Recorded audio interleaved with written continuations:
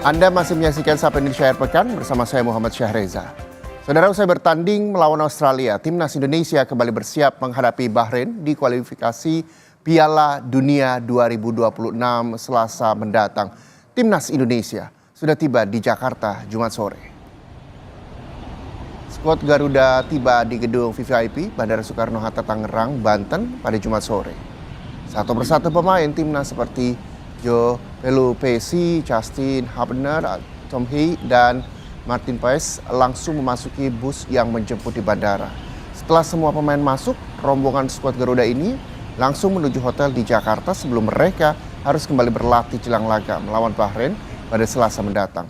Melawan Bahrain, timnas wajib menang untuk menjaga peluang lolos ke Piala Dunia 2026.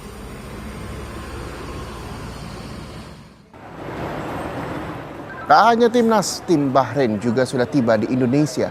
Timnas Bahrain tiba di Terminal 3 Bandara Soekarno-Hatta Tangerang, Banten, Jumat sore. Pertandingan Indonesia melawan Bahrain menjadi penentuan karena kedua tim butuh kemenangan untuk menjaga peluang lolos ke babak 4 kualifikasi Piala Dunia 2026.